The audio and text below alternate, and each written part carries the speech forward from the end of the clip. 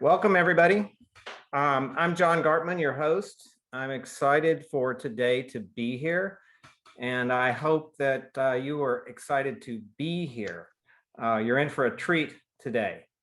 I first want to thank everyone for attending, not only those of you that are here in person right now, but also for those of you who had conflicts and couldn't be here and are anxiously awaiting the video of this webinar today. So thanks. I think the response we got to the invitations was outstanding. It shows an appropriate urgency for the topics that we're discussing today. I also want to give a special shout out to the public officials and office holders we have here today. We have people from all levels of government, federal, state, county, city, from not only Southern California, but all across California. So thank you for being here. Now, ordinarily at this point, I would say something about why I reached out to RMI to see whether they might be interested in doing this webinar series. And I might say why I think they're so great. But I think just in a few minutes, you're going to figure that out on your own. So as they say in the Senate, I'm going to cede my time to the main event, which is the speakers from RMI. So let me cover the agenda that you're going to see today. You can read faster than I can talk.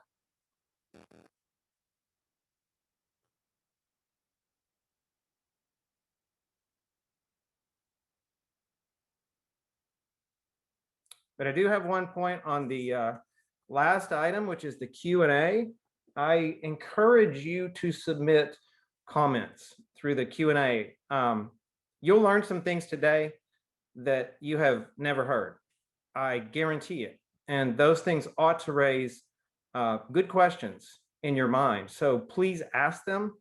And especially please ask the questions that you think might be the kind of the borderline stupid questions that everybody's thinking, but only one or two of us might have the courage to ask, because those turn out in hindsight often to be the most valuable questions of all. So without further delay, let me turn to introduce the first speaker. Jules Kortenhorst is the CEO of RMI. He's a recognized global leader, not only on global energy, but also on climate change. His background spans 4 key areas: business, government, entrepreneurial, and nonprofit leadership. Before RMI, Jules was the founding CEO of the European Climate Foundation, and he also served as a member of the Dutch Parliament. During the first 20 years of his career, he was a CEO for international operations of Client Logic Corporation, worked for almost 10 years for Royal Dutch Shell, and began his career as an analyst at McKinsey. He serves on the Energy Transition Commission. He's co-chair of the World Economic Forum's Future Council on Energy. He's a board member of the Energy Web Foundation and of Solidia Technologies, and an advisory board member of Land Life Company. Jules? Thank you very much, John, for those kind words, and also thank you so much for your willingness to host this event. We really appreciate it. Folks, we are facing a planetary emergency.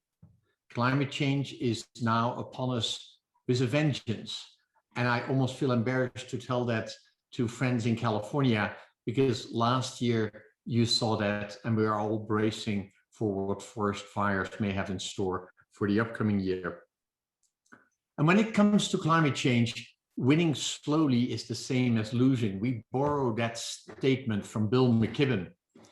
It is a fundamental concept behind the work that we do that we'd like to introduce to you here this afternoon. Next slide.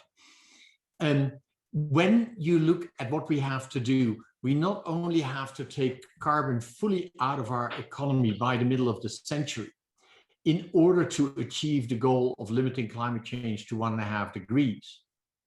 But scientists have told us that it really is about the accumulation of carbon in the atmosphere. So it's not just hitting that point of net zero by the middle of the century, but it is also getting onto that pathway very quickly so that the sum total of emissions under the curve is low enough, which means that we really have to reduce emissions by 50% already by 2030. Next slide. And what that really means is that the transition has to happen at a very rapid pace. It has to happen at the pace of an S-curve. An S-curve that we're familiar with, because so much of technology innovation has happened on non-linear scaling curves, on S-curves. We've seen this before in the way that the internet took over, that mobile telephony has changed our lives. We see this in many other technologies, so we need to do the same in the energy arena. We cannot just rely on the dynamics of the market. We need market catalysts that help accelerate the change. Things like policy, technology innovation, new data and transparency initiatives, mobilization of finance from high carbon to low carbon investments, new business models, and finally education and capacity building. All critical ingredients to speed up the change towards the future. Next slide. And that is what we at RMI are focused on. Our new strategy is all in service to that 1.5 degree goal, to reducing greenhouse gas emissions by 50% over the next decade, and to doing crucially 2 things in 5 places. We drive the decarbonization of the global energy economy, and we strengthen those market catalysts that I just spoke about. Driving the decarbonization of the global energy economy really involves 4 sectors. It starts with clean electricity. Clean electricity will become the cornerstone of our energy system of the future. Once we have green electrons that don't pollute, we can use them for all sorts of other applications, including carbon-free buildings, which we'll talk about much more today, and carbon-free mobility, electric vehicles. But we also need some new technologies, particularly there where it comes to decarbonizing the so-called harder to abate sectors in industry, such as steel, cement, and petrochemicals.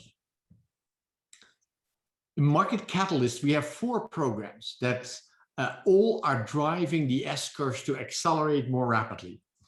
We have a program on climate intelligence, bringing to bear the big data and artificial intelligence and transparency that helps us understand how we are tracking and helps to automate some of the transitions.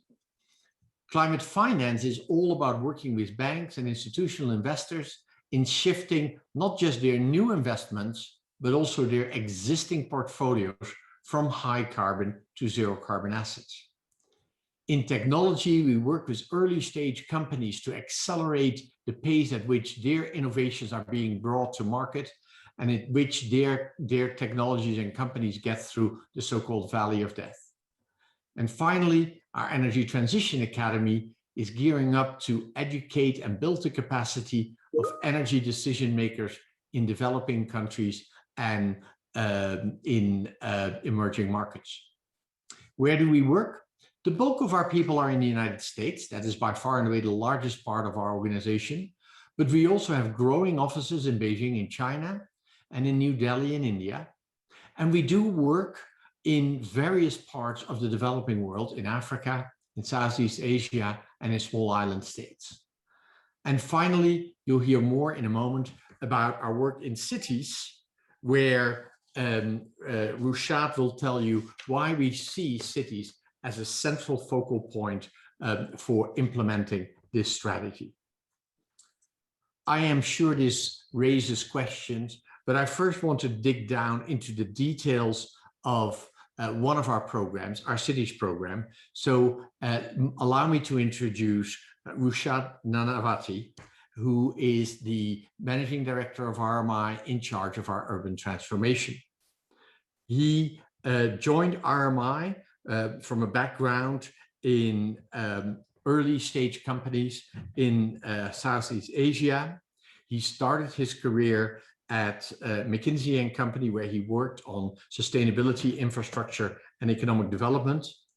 And over the last couple of years at RMI, he has helped launch and run the Global Cooling Prize, a global innovation competition for climate-friendly residential cooling, and helped initiate the Energy Web Foundation, a blockchain spin-out for the electricity system that we helped create.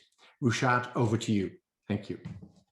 Thanks so much, Jules and John. If you can pull up the slides, Mina, that would be great. Let's go straight to the next one. So as I think all of you know, this is the first in a series of 3 events, and I'll be talking about a different cities, California cities specific issue in each one. Today, I'm going to talk about the somewhat counterintuitive idea that cities can reduce emissions by building more, and in particular by building more housing. In the next 2 events, we'll discuss 2 other things that are really, really important in the context of city climate action and relatively neglected, or at least underappreciated. One is the issue of urban cooling, and then the other is about nature in cities and the full range of benefits we can derive from it, including carbon and energy savings. Next page. So the first thing I would like to acknowledge is San Diego's climate action plan. Like a lot of these plans, it's a really, really robust, sophisticated document. And for any of you who are local to San Diego, I'd encourage a read. Also, like most of these plans, it focuses on emissions from existing sources and energy used within a city's boundaries. Now that's an issue because cities obviously do not exist in a vacuum. Their actions have a major impact on what happens outside of municipal boundaries and on emissions in the future. And that's what I'm going to talk about. So one of the biggest problems is that city climate action plans think of population distribution, where people live, as an exogenous factor, something they can't control. But local policies absolutely do determine where people can and cannot live.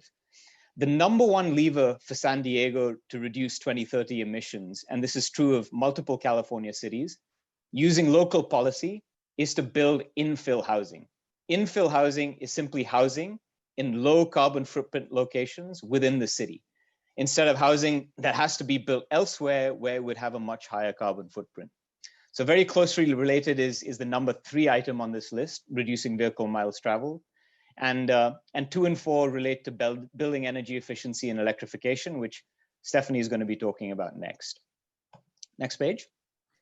So to understand this, I think it's really important to underline that preservation and environmentalism are not the same thing. Here's San Diego. And I'm guessing, by the way, that that house belongs to one of you or maybe one of your friends. Next, here's Chinatown in New York City. And I know it's probably a bad idea for me to suggest a group of Californians that the image on the right represents a better way to live. But it is really important to recognize that all else being equal, you're going to have a lower carbon footprint if you live in a smaller home, in a multifamily building, and if you don't need a car to get around. That is environmentalism. Ed Glazier, who's an urban economist, came up with this phrase, the law of conservation of construction. Basically, it means that if you don't allow housing to be built in one place, that demand doesn't just disappear. It just gets built somewhere else. 85% of San Diego's non-military land, that's in red, is zoned exclusively for single-family homes. That's pretty typical of most American cities. As in many cities, it's tied to a really long history of housing discrimination that's based on race and class. So housing, for example, explains 30% of the racial wealth gap. This clipping that you see is from the San Diego Union in 1922. I'll let you read the highlighted sections for yourselves. But I know we're supposed to be talking about climate, so let me turn back to that. Next page. So San Diego has built way less housing than it needs to keep up with demand. And as a whole, California ranks 49th out of 50 states in per capita housing production. Let's look at the effect that that's had. Next page. This is how the San Diego metro region has grown over the years. So just click through the next few. As you can see, the bulk of recent construction, one page back, thanks, in the red and orange has happened pretty far from the urban core. All over California, you have sprawl that's pushing into the Central Valley and the Inland Empire. You have more and more housing built on the wildland-urban interface at the highest risk of wildfires. Next page. And when you push people to the suburbs and exurbs, that results in much, much higher overall emissions. All over America, you see the same pattern. Urban cores with the lowest carbon footprints per household in blue, and suburbs with the highest in red. And that's true even when you control for income. A household with the same income will produce much, much lower emissions in a dense urban neighborhood than in a suburb. The problem gets even worse. While places like San Diego have limited housing construction, places like Dallas and Phoenix have welcomed it. The effect is more and more people choosing to live in these Sunbelt cities rather than California. And that's a trend that accelerated in 2020. These are places with much, much higher emissions profiles. So the carbon footprint per household in San Diego, in the San Diego area, is lower than 85% of US metropolitan areas, which brings me straight back to the headline I started with. The best thing San Diego can do for the environment is to build more. Having more people live in San Diego is better for the climate than having people live in Texas or Arizona or Georgia. So a quick word on what we're doing on this. One, we're working to quantify the climate impact of zoning reform and other land use reforms. If you can click again. So we can provide critical political cover and ammunition for the policymakers and advocates who are pushing for it. Two, we're not going to solve the climate crisis if we keep building more fossil fuel infrastructure, and roads essentially are fossil fuel infrastructure. So we're developing a tool that calculates the climate impact of highway expansion projects. Lastly, we obviously don't want to just point out the problem, we want to offer solutions. There are better ways to reduce congestion, provide access than by expanding roads. We want to give cities and planners a tool that allows them to pick the exact right mix of transportation policy interventions they need for any given situation in any given city. And finally, what can you all do to help? First, of course, give us money. That sort of goes without saying, given what this session was designed for. But even more important, we'd really, really encourage you to support your local YIMBY movements. Just click ahead.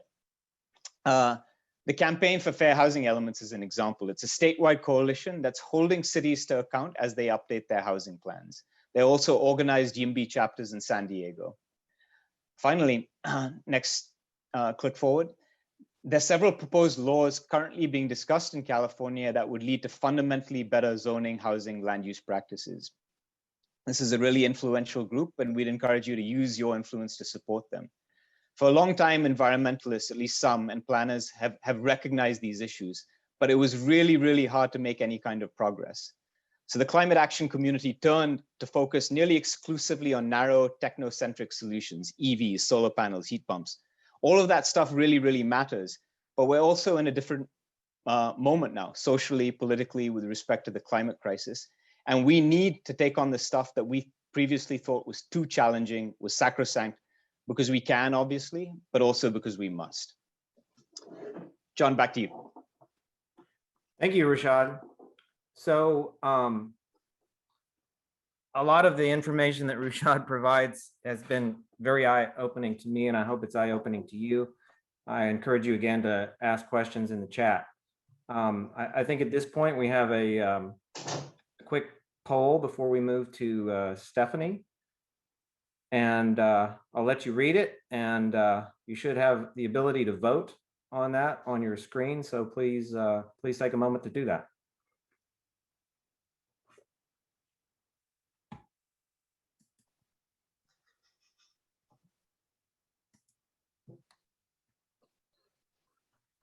So let me now turn to introduce our main speaker here, at least in terms of time focus, who's Stephanie Greene. Stephanie's a senior principal at RMI. She leads the Carbon-Free Buildings program and helped launch RMI's Building Electrification initiative, which enables a cost-effective, sustainable, and equitable path to electrification.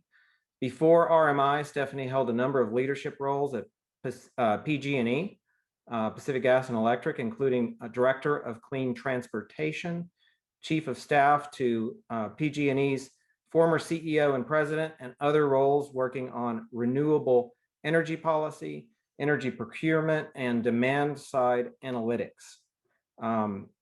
Earlier in her career, she worked at BSR, a global nonprofit business network and consultancy devoted to sustainability. And she holds an MBA from UC Berkeley, an MS and BS in Earth Systems from Stanford. Stephanie. Thank you so much for that introduction. And now I'm just looking at the poll here. Wow, people were really, it looks like evenly split. You're right, the number is surprisingly high. So we should start there. Can you get to the next slide, Mina, and I'll dive into. So thank you all so much for your time today. So I will say that I'm currently in Boulder, but I'm gonna refer to California as a we, because as you could tell from my background, I spent the past 20 years living in California, and I often still feel like I'm there. So I'm here today to talk about why it's critical to build a healthy, affordable, and zero carbon building sector here in California. And in particular, what can industry and policymakers do to play a leadership role in changing how we build and how we operate our buildings? Next slide, please. So as you saw in the poll, buildings are a huge part of our climate problem. So we cannot meet our climate goals globally without addressing buildings. So you can see that they are 40% of global GHG emissions, greenhouse gas emissions, and that comes from both direct on-site burning of natural gas, propane, and oil to heat our spaces and our water and our cooking, as well as the electricity that we use in our buildings and the embodied carbon that's in their construction, like concrete and steel. And so in California, we are a really large part of the on-site fuel burning. So 12 million of the 70 million buildings in the US that burn fossil fuels on site are here in California. And as Jules said at the beginning, we have to decarbonize at a very rapid pace to meet our 2050 climate goals, and that will require us to decarbonize half of our global building stock in the next 9 years. So I just want to pause there because I often underestimate the pace and scale that is required to meet our goals. It's also critical to understand that buildings are a part of our health. They can help make us healthier if they're built right. And they also currently contribute to large health burden. So I'll go into that more in the next couple of slides. Next slide, please. And it's also critical to remember that better buildings are better for people's lives. So we actually spend 90% of our time living inside buildings or working inside buildings. And buildings also have an equity challenge. Air quality, thermal comfort, and high energy costs, they all disproportionately impact disadvantaged communities. So if you're living in a zip code that's predominantly Black or brown, you're spending over 3 times of your income on your energy costs than if you are living in a zip code that is predominantly white. And so the transition to cleaner buildings needs to be equitable, it needs to be affordable, and it needs to be healthier. So buildings actually are a very large contributor to air pollution, both outdoors and indoors. And recent research that MIT conducted, as well as Harvard, as well as research that RMI has helped to synthesize, has shown the large outdoor air quality impacts that are related to buildings, as well as indoors. Putting on your gas stove would release enough levels of nitrogen dioxide that they would actually be illegal outdoors, but we don't regulate indoor air quality in the same way. So it really is a health challenge. It's an equity challenge, and we need to get the transition to better buildings right. Next slide, please. So this is just more detail on the outdoor health impacts. I won't linger on this slide except to say that buildings are a large source of NOx emissions. So you can see on the left all of the different air basins within California. I know that we often think about vehicles when we think about air quality emissions, but buildings are a huge contributor. And so by electrifying the building stock, we would save hundreds of lives and avoid hundreds of cases of respiratory illnesses annually here in California. Next slide, please. And so why California? Why is California such an important state? It's one of our priority states to work in on buildings for the very reason that it's such a large portion of the challenge. So you can see that California is the second largest state in the US in terms of the size of direct building greenhouse gas emissions. These are, again, these are the emissions that are coming from the burning of fossil fuels on site, like gas in our hot water heaters, in our space heating, in our stoves. Next slide, please. And then we're also moving in the wrong direction in California. A lot of this, we have a ton of new construction and we are adding lots and lots of gas customers. And the challenge there is that those gas customers are going to be connected to infrastructure that basically, under our analysis and many other people's analysis of what is needed to decarbonize, that infrastructure needs to go away in the next, by the next 40 years at the latest. Ideally by 2050, there's none of it left. So we're putting in assets in the ground that are going to be stranded, and we're having customers pay for those assets. Next slide, please. And then basically, California does not currently have a plan in law that is enforceable that will get us to the building reductions that we need. So this is basically our expected buildings greenhouse gas emissions under current policy. And as you can see, we're not going to get to that 50% that we need to get to. Next slide, please. And again, we're moving in the wrong direction. So we're adding more customers, not less. And then I also added some statistics here that I just find pretty mind-boggling, which is that we're adding one new New York City every month in the developing world.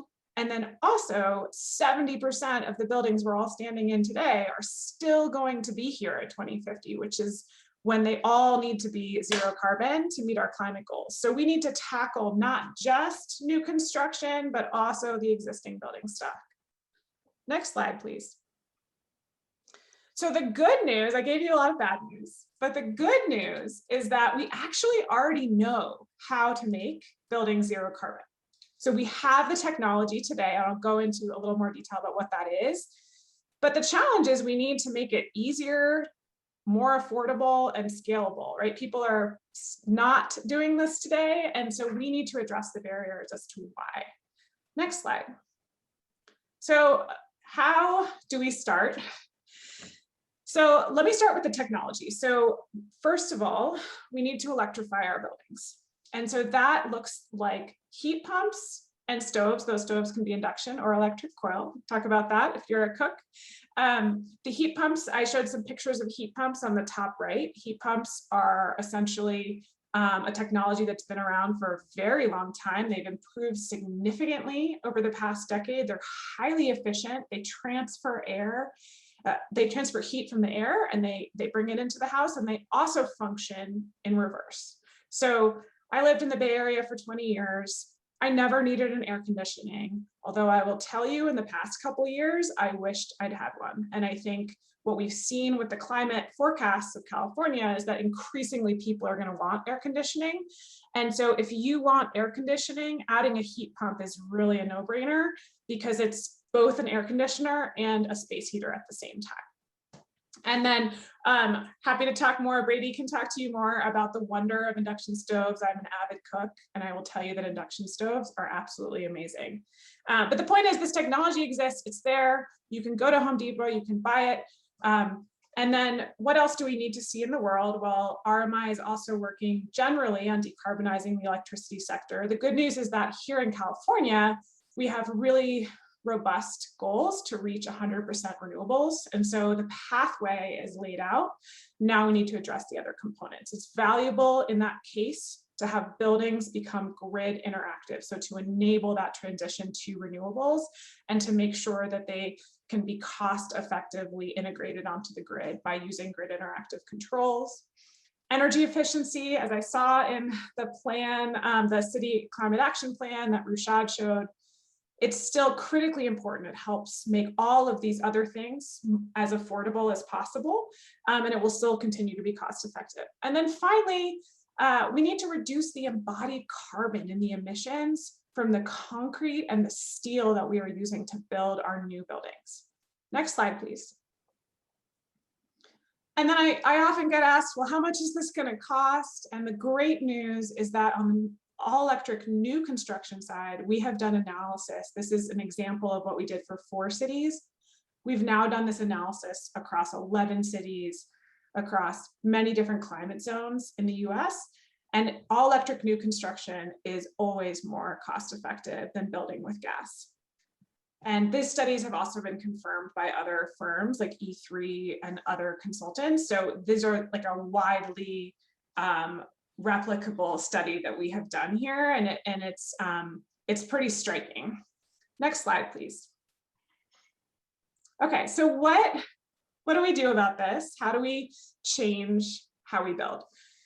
So at RMI, we have a number of solutions that we're bringing to the table, and we bring together both policy and technology. And these are 2 really powerful tools that we find are often deployed separately. And what I really love about working here at RMI is that our team is very well positioned to address both of these concepts. We have building engineers and architects, we have economics, policy, and advocacy experts. And so by bringing these together, we can help create a positive feedback loop. On the policy side, we are currently working, and I'll go into detail in a moment, on reducing barriers, incentivizing, and requiring zero carbon buildings. And then on the technology side, we're working to scale zero carbon retrofits. And together, these help build proof of concept and buy-in from the implementation side that helps to build support for policy incentives and mandates. And we really need both of these things because, as I mentioned earlier, we have to move the building sector at a pretty incredibly fast pace and scale in order to address the climate challenge. Next slide, please. So RMI, we have an incredible group of experts that produces reports and insight briefs and thought leadership, but it's not enough to just write a report and then let it sit on a shelf. It's important that those reports and insights get used to shape policy and to change the world. And so as some examples, these are examples of some reports we've written over the past couple years. On the left, Brady Seals, who's on this call, helped to synthesize over 3 decades of peer-reviewed science on the impact of gas stoves on health. That has helped to push the California Energy Commission to look at indoor air quality and stoves. It's also helped raise attention among a number of policymakers nationally and at the federal level to look at the health impacts. We also have published this Economics of Electrifying Buildings study that has helped to spur the adoption of many California cities to adopt all electric new construction codes, as just a couple examples. But we're continuing to think through what types of research is needed on the cutting edge to continue to shape policy and to continue to address the questions that we're hearing across the country. Next slide, please. So what are we doing specifically in California? We are building, coordinating, and supporting local coalitions that we work on all of these topics you can see on the left, and we have 3 main goals. So we are working to advocate for all electric new construction policies and incentives. We're working to incentivize or require zero carbon existing buildings. And then finally, we're partnering with many different stakeholders to ensure an equitable and efficient transition. And that's for utility customers, utility workers, for low income and disadvantaged households, just to make sure we can have a very equitable and efficient transition to zero carbon. Next slide, please. So a great example of that is we're actually working, we're launching a cohort of cities here in California to come up with roadmaps for electrifying existing buildings. So a lot of cities, as I mentioned in California, over 45, have passed all electric new construction ordinances. And then I think we now want to tackle the challenge of how do you equitably decarbonize the building stock in an entire city? What are the right pathways? How do you make sure that we work with the right equity partners to ensure that this transition is affordable? And so we will be testing different policy solutions and publishing a guide. So not just the cities that participate can benefit, but we're hoping that the lessons learned from these workshops can be used to help scale and bring learnings to cities across the country. So if you are interested, feel free to let us know. You can follow up with us afterwards, but we are still looking for cities that are interested in joining this cohort. Next slide, please. And so on the technology implementation side, we're working on some really interesting zero carbon retrofit projects. And the goal of these projects, as I said at the beginning, is to make zero carbon retrofits faster and simpler and more affordable. And we have these 4 different ways that we're trying to do that. We're standardizing retrofit solutions. So there's this amazing way that you can do offsite prefabricated wall panels and do a retrofit in a day. It's modeled off of the Energy Sprong model in the Netherlands, where you truck in an insulated wall panel, you stick it on the front of a building, you bring in an integrated mechanical system, and all of this is faster and it helps lower costs. We're also working to aggregate demand across the retrofit projects where we're working. So that will help to improve economies of scale to buy these technologies and conduct these retrofits, and to pair that with streamlined financing and delivery. So next slide, please. I wanted to show you a picture of where these projects are happening. Some of them are really near where some of you live.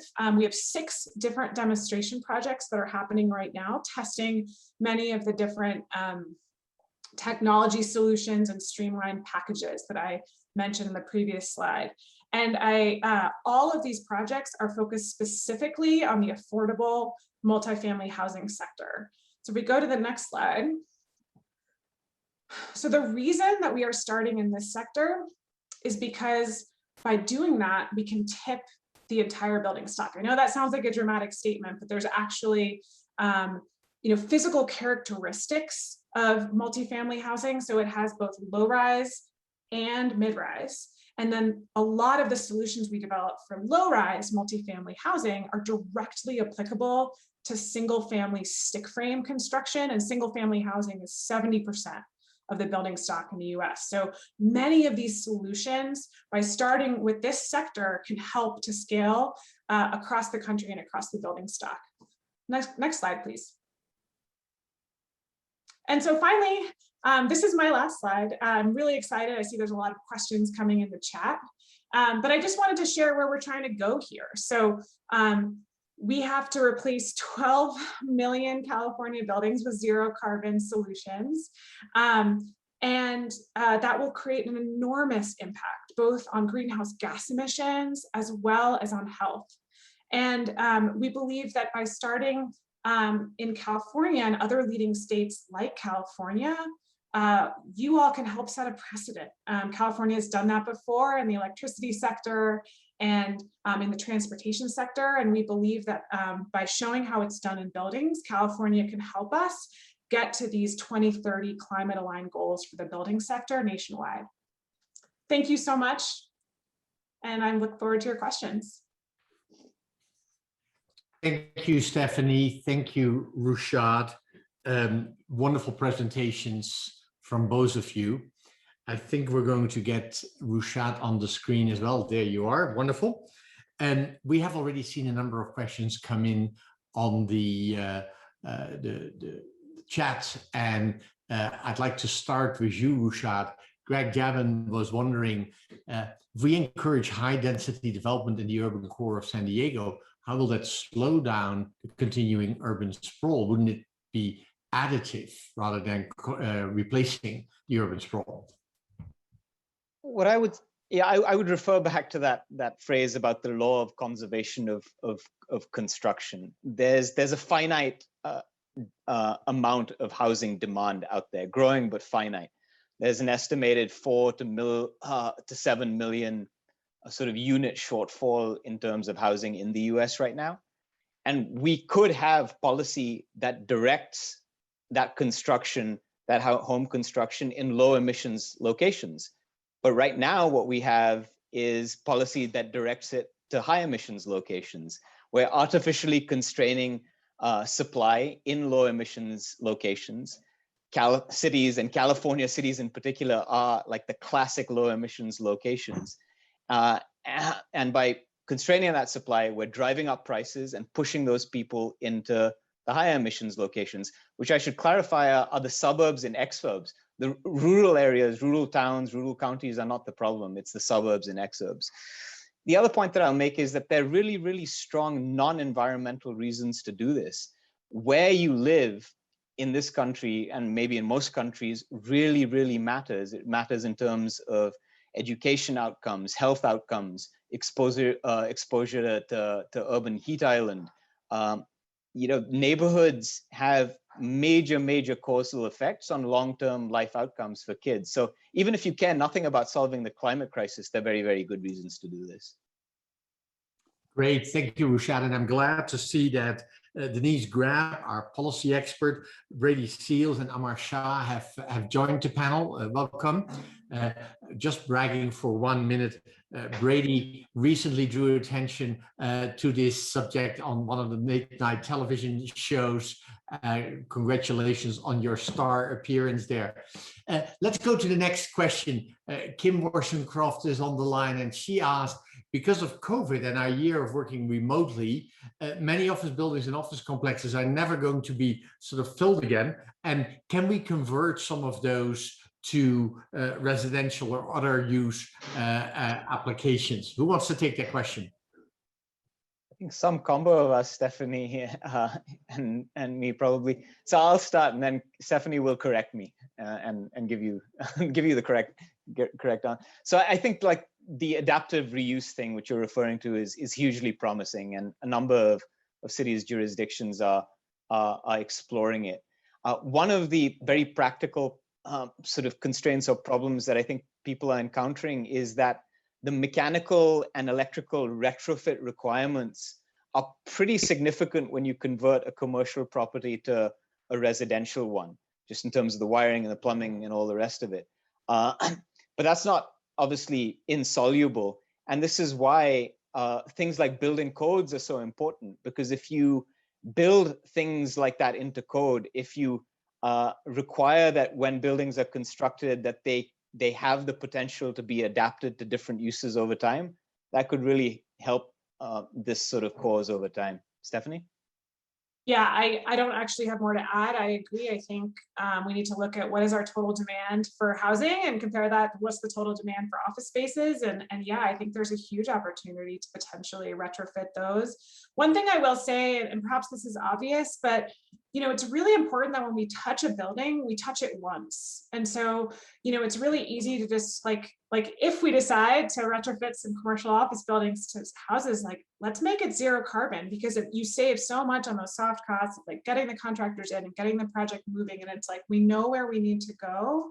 Let's try to touch a building once and move along. Talking about another category of schools, Brady and Denise, you guys have been thinking about the health impact of gas on schools. What are your thoughts there? Thanks, Jules. This is a great question, and one where we've seen a lot of health benefits actually from very practical solutions like anti-idling policies and electric buses. But there's another piece, which is that a lot of times the boilers or the furnaces that we are burning inside our schools vent to the outdoors. And our solution for a long time has been ventilation. My problem with that is sometimes you're only one problem away with your ventilation for having a poor indoor air quality, but it's also this concept of neighborhood air quality or community air quality. So what we've started to see lately is that the furnaces, boilers, et cetera, that we're burning inside are actually venting outside to the places where we live and play. And so I think there's a real health reasoning. And if you quantify the health benefits for transitioning to all electric heat pumps or furnaces in schools, I bet we could unlock some financing for that. So I would say there's a good indoor and outdoor or neighborhood air quality reason to transition our furnaces and boilers in schools to all electric. And I would add on the policy side that we've seen several communities in California and nationwide begin to propose all electric new construction or retrofit policies trying to get gas appliances out of schools, both boilers and cooking equipment as well. So this is something we've seen across the state and country, and we hope to see it more. Thank you. I saw a couple of questions around the role of the gas network and green hydrogen. And they're very relevant questions, and they're like very high on the agenda right now all around the world. Yes, it is absolutely right that in the future, green hydrogen will play a critical role in replacing natural gas in burning instances. But it may not be precisely to heat our houses and to use for cooking, because we have better solutions in the domestic housing area. But hydrogen will have an important role to play in industry. Hydrogen will have an important role to play in some of the transportation applications, so shipping, hydrogen converted into green ammonia, or green hydrogen even in aviation and airplanes. So yes, the backbone of the gas system may well stay in place to be used for green hydrogen, but we may not want to deliver hydrogen to individual households because their electrification is clearly winning out as the most useful solution, at least in 85–90% of the country. Gets a little bit different in very cool, cold climate zones, northern regions where the sun may not always shine. The Germans call it the Dunkelflaute, a quiet, wind-quiet week when the sun doesn't shine in the middle of winter might be tricky in northern Germany or in my home country of the Netherlands, but will not be an issue in California on the whole. I'm going to throw a challenging question to Rushad, and that is, Rushad, did you have a chance to see Bill Gates's book on avoiding a climate disaster and the green premium and innovation? And how does all of what we've just been talking about relate to what Bill has written in his book? So the first thing I'll say is, actually the first thing I'll acknowledge is I haven't read the whole thing. I've read chapters, excerpt. I've read the reading that Jules has assigned me.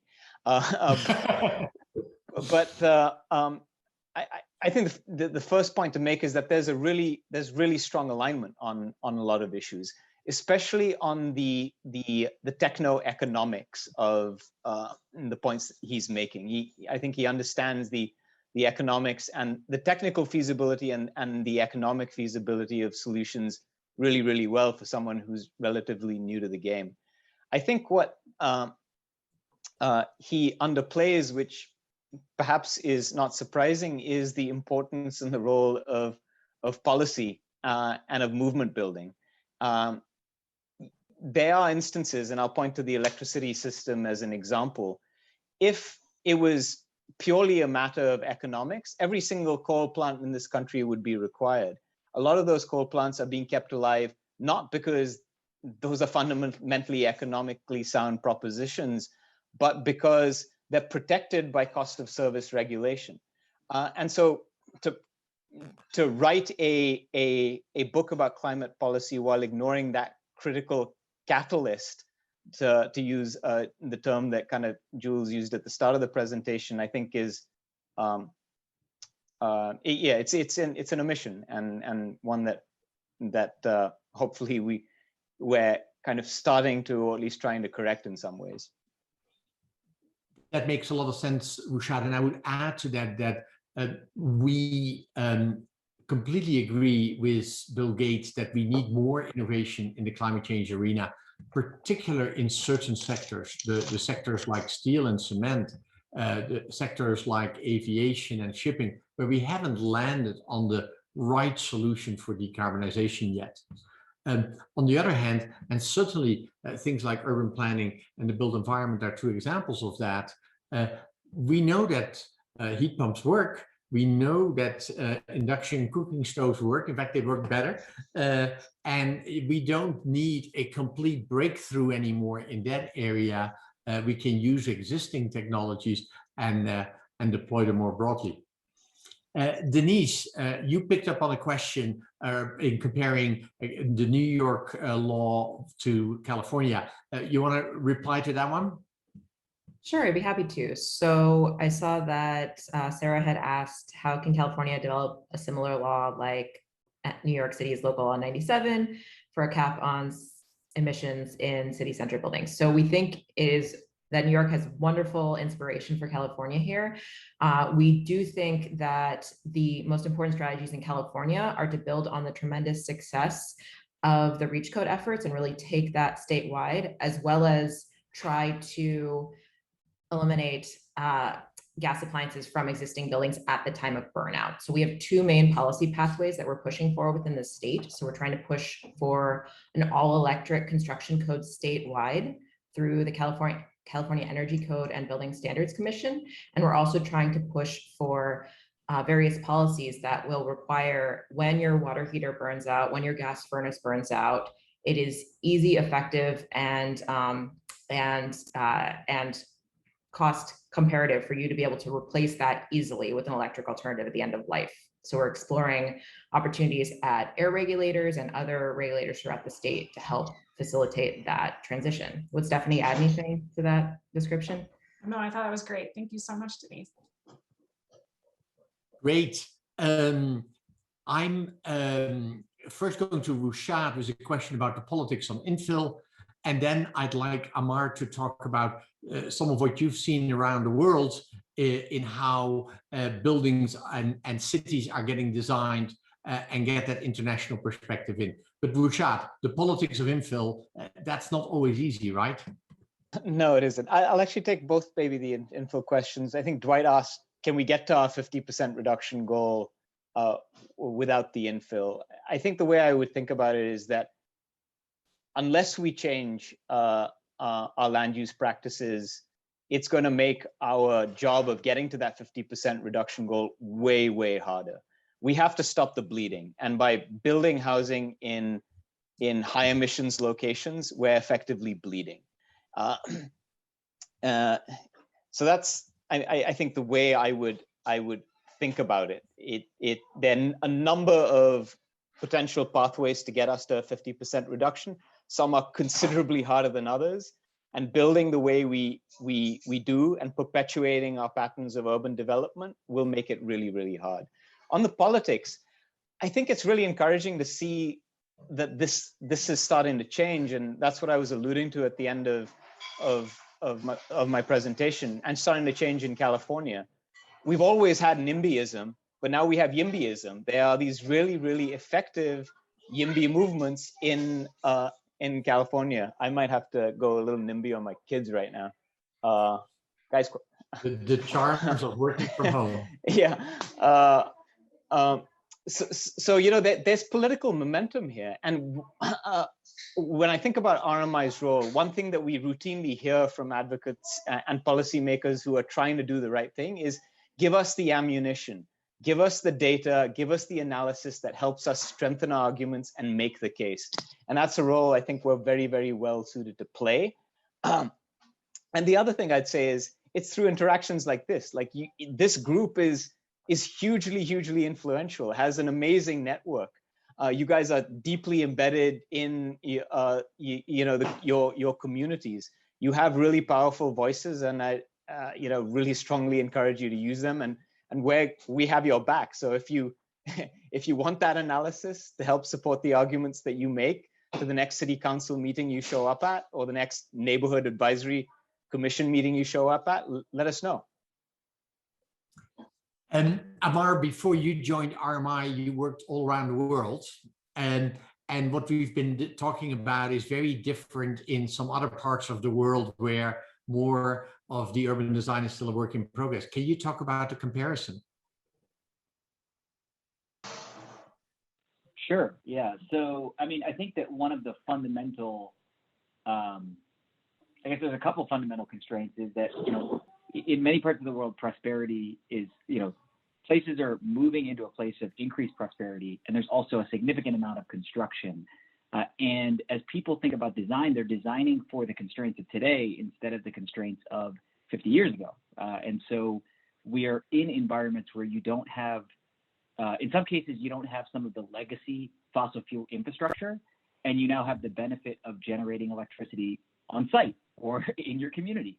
You have the benefit of producing a system that is more efficient, not because you sort of conceptually believe in energy efficiency, but because water is more scarce than it might have been 30 or 40 years ago, or because your options from a mobility perspective are limited. And so you're not talking about a system that can be wasteful. And so we have, there is some news about RMI partnering with a developer in India around a net zero energy development, which is, I think, really exciting, and at full fruition, I think it's going to be occupied by something like 2 million people.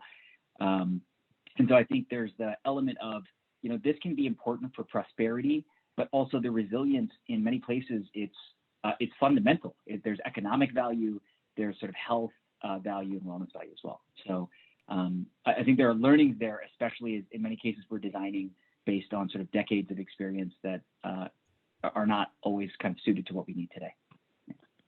Great, thank you. You can tell from the flow of questions still appearing in the chat box that we could go on for another hour. And that's partly because it gets us all passionate, right? This is about the future of this planet as a safe place for our children and grandchildren. But unfortunately, the clock is almost pointing to 2, time to wrap up. And I want to say a big thank you, first and foremost, to John Gartman for hosting this event. Really, really appreciate you working with us and bringing so many of your friends along. Thank you. To all of you for being here today and learning about what we're doing and what we are so passionate about. We really appreciate it. And we have 2 more. We will talk about the end of the urban tailpipe and the transition to clean mobility on July 14th. And then in August, we'll talk about how are we going to get to resilient grids for a clean energy system. So feel free to join us for both of those 2 sessions. If what you heard today would inspire you, RMI at the moment is in its spring appeal for final gifts for our fiscal year. And we are very blessed that one of you who's on the phone here today, Richard Landers, thank you, Richard, has very kindly agreed to leverage your gifts to match your gifts. And we are deeply appreciative of that. So if you think it's a good idea, feel free to reach out or to look on our website and make a gift to our spring appeal. Thank you all so much. We wish you a good Friday afternoon and a pleasant weekend, and look forward to seeing you at next opportunities. Thank you all very much.